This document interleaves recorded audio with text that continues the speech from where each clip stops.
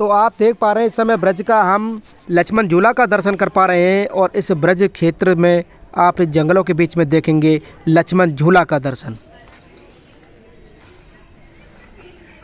और अगला दर्शन हम इस समय कर पा रहे हैं, ये देखेंगे आप बाबा केदारनाथ का दर्शन है और ऊंची पहाड़ियों पर और संत लोग बड़े आनंद के साथ में बाबा केदारनाथ का यहाँ दर्शन कर रहे हैं।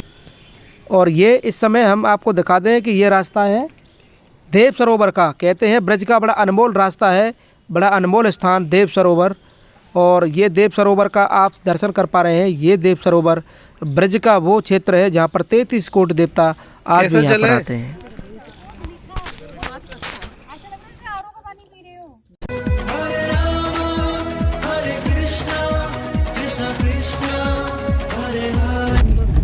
जय जय श्री राधे राधे।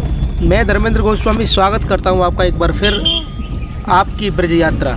जी हाँ, ब्रज 84 कोष यात्रा में आप देखेंगे कि इस समय हम आपको दिखा रहे हैं ब्रज के ये मोर। और इन ब्रज मंडल के अंदर आप देखेंगे हमारी ये चतुर्थ दिवस की ये यात्रा है। और चौथे दिन में आप जब शुरुआत हम यहाँ से कर रहे हैं तो पहला दर्शन आप करेंगे, ये हमारी सुदेवी जी का दर्शन करेंगे आप। और ये सुनहरा गाँव है जो कि बरसाना राधा रानी से लगभग 3 किलोमीटर की दूरी से ये मंदिर है सुदेवी जी का। और इस समय आप देख सकते हैं राधा रानी की अष्ट सखियों का जो भाव है और ये जो दर्शन है ये अपने आप में अलौकिक है। यहाँ पर सुदेवी जी, रंग देवी जी और राधा रानी और ठाकुर जी चारों विराजमान हैं। इस तरह से राधा रानी की अष्ट सखियों का दर्शन है।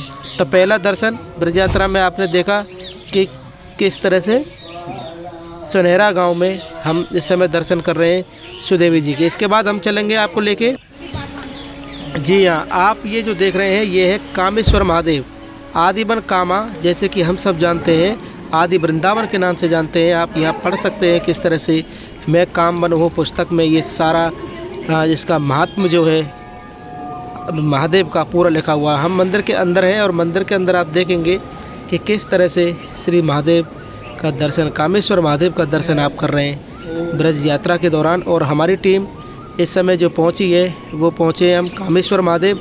और ब्रजमंडल यात्रा के चौथे दिन में कामेश्वर महादेव का दर्शन हम और सब कर पा रहे हैं। इसके बाद कामेश्वर महादेव के पास में ही है हम चलेंगे पांडव गंगा। पांडव गंगा नहीं, पांडव, जहाँ पर अज्ञातवास हुआ था पांडवों को। ये पंच पांडव नाम से आप देख सकते हैं मंदिर, यहाँ पर कितना अलौकिक और भव्य मंदिर। इस समय ये 4 दिशाओं के जो महादेव हैं, 4 आपके 4 युगों के महादेव का दर्शन कर रहे हैं आप। सतयुग जो बड़ा शिवलिंग है और कलयुग में सबसे छोटा शिवलिंग जो दर्शन कर रहे हैं। तो सतयुग, कलयुग, त्रेता, द्वापर चारों उनका दर्शन करने के बाद आप देखेंगे यहाँ पे कि किस तरह से ये हमारे पांडव और भगवान के साथ में यहाँ पर दर्शन दे रहे हैं। और कहते हैं कि अज्ञातवास के समय ये यहाँ पर ठहरे हुए थे। और दर्शन करें, ये वामन भगवान का दर्शन आप कर रहे हैं। और ये मंदिर पहले से काफ़ी सुंदर बन चुका है, जैसा कि हम देख पा रहे हैं कि वामन अवतार में कैसे भूमि जी को लेके ये यहाँ पर आए हैं। ये सब लीला हम सब जानते हैं। ये प्राचीन विग्रह इस समय आप जो दर्शन कर रहे हैं कामा में, ये प्राचीन विग्रह हैं जो कि यहाँ पर स्थित है। पंच पांडवों का दर्शन करने के बाद अब हम पहुँच चुके हैं कामा के विमल कुंड पर। और कहते हैं कि इस विमल कुंड में संसार की समस्त नदियों का जल समावेश है। नंद बाबा और यशोदा मैया ब्रज यात्रा के दौरान में भगवान कृष्ण ने बाबा से कहा है कि बाबा इस सरोवर के आचमन से संसार की समस्त नदियों का पुण्य यहाँ पर मिलता है। और विमल कुंड आस्था का बहुत बड़ा केंद्र है कामा में, आदिवन कामा के अंदर। ये विशाल और अधिक गहरा ये सरोवर जिसे हम विमल कुंड के नाम से जानते हैं। और इसमें स्नान संसार की समस्त नदियों का पुण्य यहाँ पर मिलता है। और ये काफ़ी सुंदर ब्रज के सरोवरों में से एक सरोवर है। और इसके बाद हम आपको लेके चलेंगे गया कुंड। गया कुंड, जी हाँ, आप जिस समय दर्शन कर रहे हैं गया कुंड, जो कि बिल्कुल कामा के पास में है। और कहते हैं कि यहाँ पर भगवान श्री कृष्ण के पिताजी से यहाँ पर तर्पण कराया है, उन्होंने भी पितरों का यहाँ पर तर्पण किया है। और आज भी समस्त ब्रजवासियों को जो गया बिहार में है वहाँ नहीं जाना पड़ता, हम सब यहाँ पर ही आनंद लेते हैं इस गया कुंड में। यहाँ पर ही हम अपने पितरों का यहाँ तर्पण करते हैं। बाहर से आए हुए श्रद्धालु भी यहाँ पर। और ये पूरी टीम आप देख पा रहे हैं इस समय ब्रज यात्रा की, कैसे यहाँ के बाबा जो हैं यहाँ की महिमा बता रहे हैं। आगे हम चलेंगे आगे जो दर्शन करेंगे ये हमारी कामा का एक और सुंदर दर्शन है, श्री गोपीनाथ जी। श्री गोपीनाथ जी जैसे कि वृंदावन में भी आप सब देखते हैं, उसी तरह से आदि मन कामा में बार बार बोल रहा हूँ, ये जो कामा है वो आदि वृंदावन इसको कहा जाता है। और उसमें गोपीनाथ मंदिर का ये अंदर का जो आप दर्शन कर पा रहे हैं इस समय, काफ़ी सुंदर मंदिर है।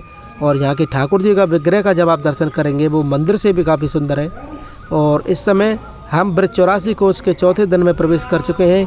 और इस समय आज हम इन पहाड़ियों और कामवन यानी कि कामा और आदि वृंदावन में आनंद ले रहे हैं सभी लोग। और ये हमारे श्री गोपीनाथ जी महाराज का हम दर्शन कर पा रहे हैं। सुंदर विग्रह है, आप देख पा रहे हैं कितना सुंदर विग्रह है, दिव्य छटा है इस दर्शन की। और यहाँ के दर्शनों के बाद और हम पहुँच चुके हैं भगवान श्री कृष्ण की दिव्य लीलाओं में से एक लीला यहाँ पर हुई है, जिसे हम भोजन थाली के नाम से जानते हैं। जी हाँ, इस समय आप देख पा रहे हैं कि एक पर्वत श्रृंखलाओं, कामा पर्वत श्रृंखलाओं में बधा हुआ है। और इस समय हम आपको लेकर आए हैं, ये देखिए कटोरा, ये आप कटोरा देख सकते हैं ठाकुर जी का। जब यहाँ पर गौचारण के समय भगवान श्री कृष्ण ने इसमें दूध, छाछ, दही सब पाया है।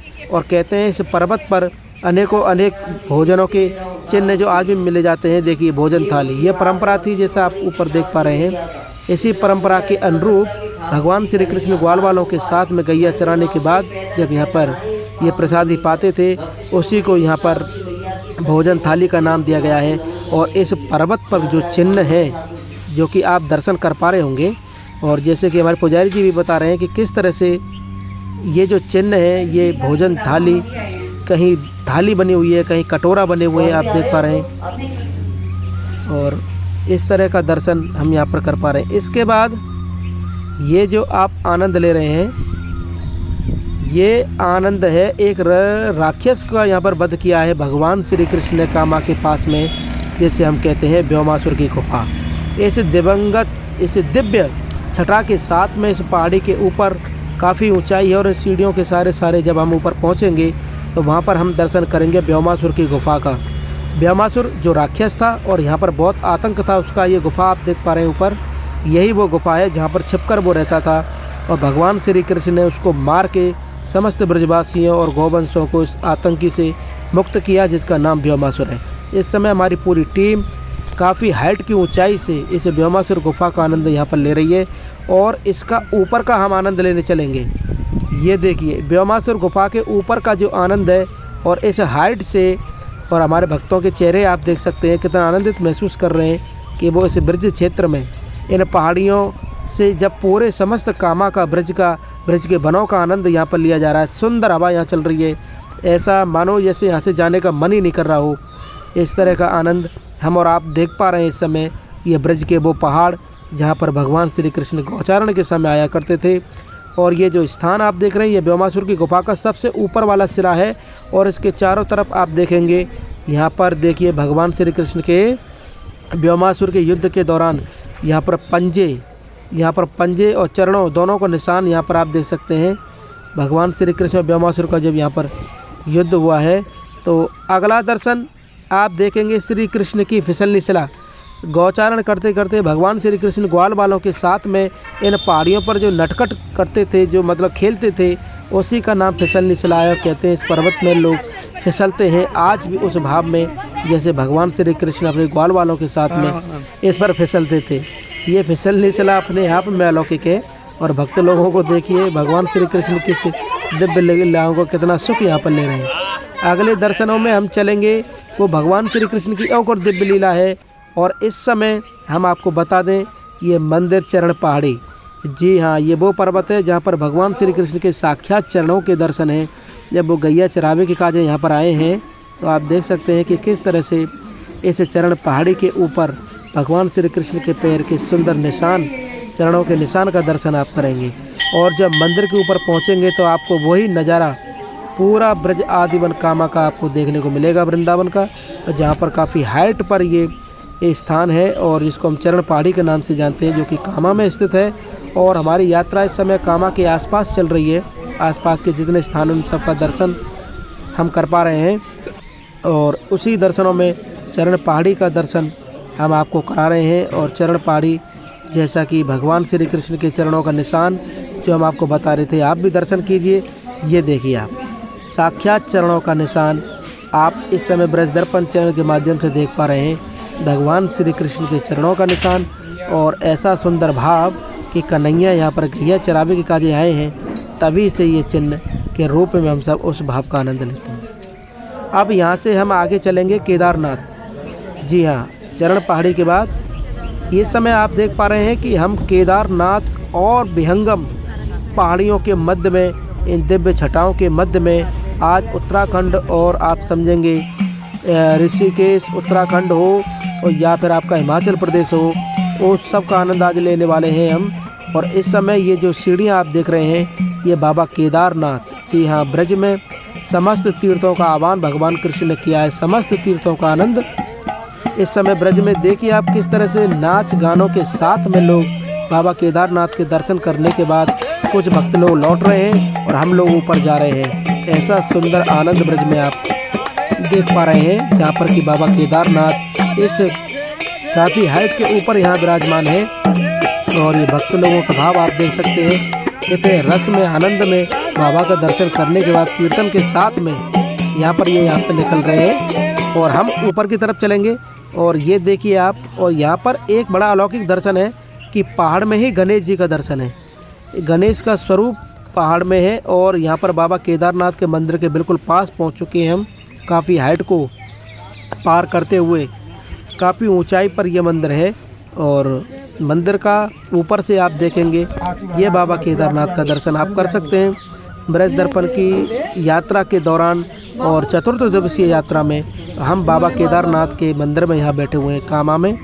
और केदारनाथ बाबा के दर्शन करने के बाद एक और ब्रज दर्पण यात्रा की अलौकिक जगह, ये आप जंगल जो देख रहे हैं, ये जंगल है देव सरोवर, जहाँ पर 33 कोट देवता स्नान करने के लिए आज भी यहाँ पर आते हैं।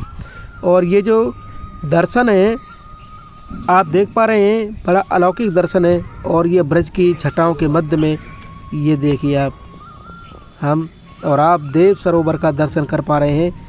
और देव सरोवर जैसा कि मैंने बताया कि यहाँ पर समस्त देवताएं अपना स्नान करने के लिए यहाँ पर आते हैं। और ब्रज भूमि का ये एक अलौकिक दृश्य आप इस समय देख पा रहे हैं कि हम पुल पर खड़े हुए हैं और पुल के चारों तरफ आप देखेंगे जंगल ही जंगल है और घने जंगल, पहाड़ और प्रकृति के बीच में एक सुंदर मनोहर ये आप सरोवर का दर्शन कर रहे हैं। इसी को देव सरोवर के नाम से हम सब जानते हैं। आप यकीन मानिए ब्रज भूमि का ये बड़ा ही सुंदर स्थान है। और ब्रज दर्पण चैनल का एक और अध्ययन है, एक और खोज है, जिसे हम आज समस्त लोग आनंद ले रहे हैं। और इन भक्तों का भी यही आदेश था कि प्रभु जी हमको यहाँ पर लेके चलिए, हम आपके साथ में देव सरोवर देखना चाहते हैं। तो देव सरोवर का दर्शन आज हम आपको चौथे दिन की यात्रा में करा रहे हैं। और देव सरोवर में आप आचमन की तरफ चलेंगे तो देखिए यहाँ का जो जल है, इस समय आप देख रहे हैं इस जल का आचमन लोग कर रहे हैं। और पानी जो है जल का इतना सुंदर है, नेचुरल पानी है। और लोगों के भाव देखिए जब इस जल को पी रहे हैं और बता रहे हैं कि किस तरह से कि ये जल पीने योग्य है। जी हाँ, पर्वत श्रृंखलाओं के मध्य से प्राकृतिक ये दर्शन आप कर पा रहे हैं। और इस समय ब्रज में हम जा रहे हैं गंगोत्री और यमुनोत्री का दर्शन करने के लिए। और गंगोत्री यमुनोत्री का दर्शन करने के साथ आप लक्ष्मण झूला का भी दर्शन करेंगे। और इस समय गंगोत्री यमुनोत्री के बाद में हम लक्ष्मण झूला पहले हम आपको लेके चलेंगे लक्ष्मण झूला। ये देखिए आप लक्ष्मण झूला का आप दर्शन कीजिए। यहाँ लखनलाल जी का मंदिर है। और जैसे कि उत्तराखंड में हम देखते हैं किस तरह से समस्त दर्शन है, उसी तरह से ब्रज में भी समस्त तीर्थ हैं, केदारनाथ, बद्रीनाथ, गंगोत्री, यमुनोत्री, समस्त का आनंद हम यहाँ पर ले पा रहे हैं। और इस समय लक्ष्मण झूला के बाद अब यहाँ से जो हम दर्शन कर पा रहे हैं, ये गंगोत्री और यमुनोत्री, ये दो नदियों का समावेश आप देख सकते हैं कि जो एक पहली जो खाई है, ये जो खाई आप देख रहे हैं ये यमुनोत्री है। और उधर की खाई को आप देखेंगे ये गंगोत्री है। इन दोनों से बारिश के समय में जो जल आता है। और प्राचीन ब्रज की कहानियों में आप देखेंगे कि यहाँ पर यमुनोत्री और गंगा यमुना दोनों यहाँ पर बहती थी, जिसका दर्शन समस्त ब्रजवासियों ने लिया है। और यहाँ पर गंगोत्री यमुनोत्री दोनों का दर्शन भी आप कर सकते हैं। गंगा मैया का दर्शन है और उन्हीं के बगल में आप देखेंगे गंगा मैया का दर्शन करने के बाद यहाँ पर यमुना मैया के भी दर्शन है। तो गंगोत्री यमुनोत्री लक्ष्मण झूला का दर्शन आज हम ब्रज यात्रा के चौथे दिवस में कर पा रहे हैं। और इसके बाद हम चलेंगे हर की पौड़ी। जी हाँ, हरिद्वार, ब्रज का हरिद्वार। ब्रज में समस्त तीर्थों का आनंद है, आज आप इस वीडियो के माध्यम से ले पा रहे होंगे। और ये हम पहुंच चुके हैं ब्रज 84 कोस परिक्रमा में, आपका हर की पौड़ी हरिद्वार, ब्रज का हरिद्वार। और ये आप मनसा देवी भी यहाँ दे सकते हैं। जैसे हरिद्वार में मनसा देवी के दर्शन होते हैं, उसी तरह से यहाँ पर भी मनसा देवी का आप दर्शन कर सकते हैं हर की पौड़ी पर। और ये सुंदर यात्रा आज हमारी ब्रज क्षेत्र में अलौकिक दर्शन है यहाँ पर। और ये हरिकेश्वर महादेव जी यहीं पर स्थित हरिकेश्वर महादेव के दर्शन भी आप कर सकते हैं, जो कि हर की पौड़ी पर आप वहाँ पर करते हैं, वही चीज़ यहाँ पर दर्शन होते हैं। और हर की पौड़ी में हरिकेश्वर महादेव के दर्शन करने के बाद ये इस समय हम आपको लेके चल रहे हैं हर की पौड़ी का दर्शन कराने के लिए। ये पूरा क्षेत्र आप देख पा रहे हैं, ये पूरा समस्त क्षेत्र में कभी जल हुआ करता था और इसको हर की पौड़ी कहते हैं, जहाँ पर कि गंगा जी बहती थी। और आप नीचे देख सकते हैं यहाँ पर किस तरह से उसका बना हुआ है, ये जल की जगह कुंभी है, आप देख पा रहे हैं। और इस समय हम आदि बद्रीनाथ, जी हाँ, डीग भरतपुर क्षेत्र में पड़ता है आदि बद्री धाम। अब बद्रीनाथ की तरफ हम चल चुके हैं, केदारनाथ का हमने दर्शन किया, आइए चलते हैं और आपको बद्रीनाथ का दर्शन कराते हैं। और बद्रीनाथ का दर्शन करने में आप देखेंगे किस तरह की भीड़ है। और ये हमारे ब्रज का प्राचीन आदि बद्रीनाथ का मंदिर है। और समस्त ब्रजवासियों के लिए भगवान श्री कृष्ण ने जो समस्त यात्राओं के मध्य में जितने भी तीर्थ स्थल पड़ते हैं सबको यहाँ पर बुलाया है। उसी कड़ी में आप देखेंगे यहाँ पर रामेश्वरम के दर्शन हो पा रहे हैं। जी हाँ, ब्रज में रामेश्वरम के दर्शन आप कर रहे हैं। एक रामेश्वरम भारत की एक छोर पर है और एक ब्रज में है। और यहाँ पर देखेंगे आप नर नारायण, बद्री नारायण और यहाँ पर उद्धव जी, और ये समस्त दर्शन आप कर रहे हैं आदि बद्रीनाथ जी का। बीच में जो आप दर्शन कर रहे हैं आदि बद्रीनाथ जी हैं। और इसके बाद आदि बद्रीनाथ के बाद हम चलेंगे दिदावली, भगवान श्री कृष्ण की दादी का गांव। ये भी ब्रज दर्पण चैनल का एक रिसर्च था, हमारी मेहनत थी। और इस समय जो आप दर्शन कर रहे हैं ये भगवान श्री कृष्ण की दादी का गांव है। जी हाँ, कान्हा की दादी का गांव जिसे हम दिदावली के नाम से जानते हैं, जो कि डीग के पास में यहाँ पड़ता है। और इस मंदिर को आप देख सकते हैं कितना सुंदर ये गांव है दिदावली। और ये मंदिर बना हुआ है और कहते हैं यहाँ भगवान श्री कृष्ण की दादी रहती थी। और उसका दर्शन हमने अपनी वीडियो में भी बनाया है, आप हमारी चैनल की वीडियोज़ में जाकर और इस तरह का आनंद आप देख पा रहे हैं। और हम आपसे कहना चाहेंगे, अगर आप इस तरह की यात्रा हमारे साथ करना चाहते हैं तो आप हमसे संपर्क कर सकते हैं, ब्रज दर्पण यात्रा के साथ जुड़ सकते हैं। इस तरह की यात्राएं ब्रज दर्पण चैनल के माध्यम से होती रहेंगी, जिसमें आज आप देख पा रहे हैं जो भक्त हमारे साथ में हैं वो काफ़ी आनंदित हैं। तो आज का हमारा ये वीडियो आपको कैसा लगा, आप हमें कमेंट करके, शेयर करके और इस चैनल को ज़्यादा से ज़्यादा सब्सक्राइब करके ज़रूर बताएं। और आप सभी को चतुर्थ दिवस की यात्रा के बाद आप सभी को प्यार भरा राधे राधे।